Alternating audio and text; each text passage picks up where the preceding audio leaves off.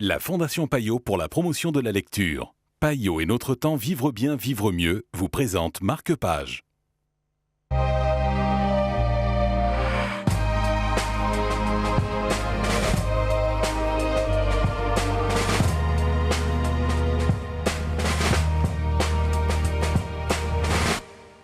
Bonjour et bienvenue dans Marque-Page. Sydney Chambers et l'ombre de la mort, c'est le livre dont nous allons vous parler aujourd'hui en compagnie d'Isabelle Hertel de Payot Libraire. Bonjour Isabelle. Bonjour. Il s'agit d'un polar anglais. Sydney Chambers est pasteur et détective à ses heures perdues. Tout à fait. Donc, il habite à Grantchester, qui est à côté de Cambridge, pardon. Et en fait, son meilleur ami, c'est un jeune homme de trentaine d'années, et son meilleur ami est un inspecteur de Scotland Yard, qui lui est un homme plus âgé, qui est un peu la figure paternelle. Un livre qui est construit en 6 petites histoires sur une année. Exactement. On voit Sydney évoluer dans son œuvre, parce que bon, il a quand même un métier, il est quand même chanoine, pasteur, et en fait, il a sa vie de jeune homme aussi, d'homme qui est en filigrane, plus les enquêtes, il est inextricablement mêlé toujours à des affaires, quoi.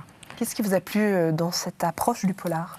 Alors c'est assez classique, c'est très british, donc moi j'aime bien cette ambiance-là, mais surtout c'est au début des années 50, il y a encore la guerre qui est derrière, et toutes les nouvelles évolutions, les nouveaux changements dans la société anglaise, et ça c'est très intéressant.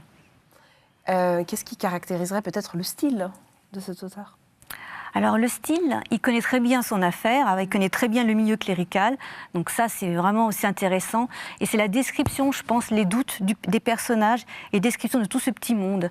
On passe de la personne qui tient son bar à un bourgeois qui a des problèmes dans ses œuvres d'art, etc. Donc ça, je trouve ça très intéressant. On a tout un panel en fait de la société anglaise dans cette petite ville, dans cette petite bourgade. Et puis lui, le milieu, et puis c'est vraiment, vraiment très intéressant. Merci beaucoup Isabelle. Un polar ecclésiastique, ça c'est quand même quelque chose à découvrir, Marque-Page. C'est terminé pour l'instant, mais vous le savez, nous reviendrons très vite vous conter d'autres histoires.